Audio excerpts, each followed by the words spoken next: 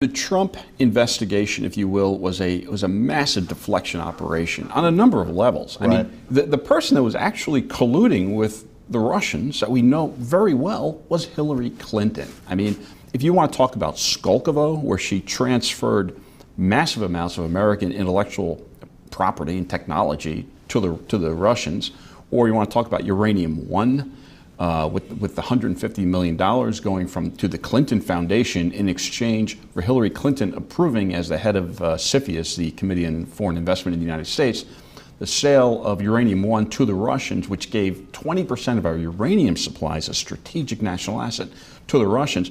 Or you want to talk about her collusion with Christopher Steele, who was colluding with Russians to develop intelligence, or I think disinformation, about Donald Trump and, prostitutes allegedly in Moscow. The dossier, the fake dossier. The fake dossier, right.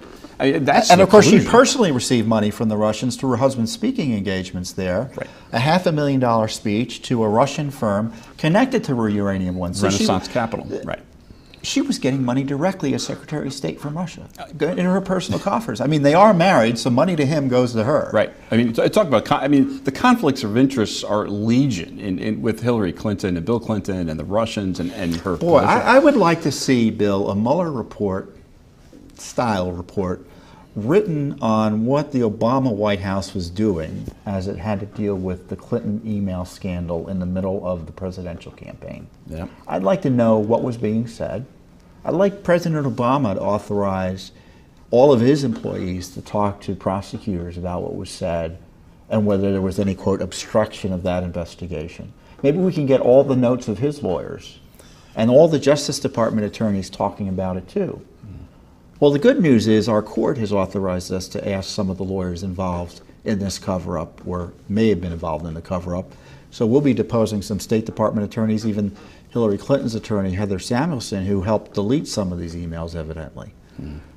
So isn't it remarkable that all of this is coming out as the Russia collusion scandal the coup effort in many ways has suffered significant setbacks as a result of Mueller being forced to admit there was no collusion. Right. Well, the wind has gone out of those sails, and to stick with the metaphor, maybe the ship is turning around. And hopefully with the criminal referrals by Devin Nunes to Attorney General Barr, surrounding potentially criminal conduct in the obtaining of FISA warrants illegally against Carter Page and possibly others in the Trump campaign, as well as some of the other referrals that were made by Congressman Nunes.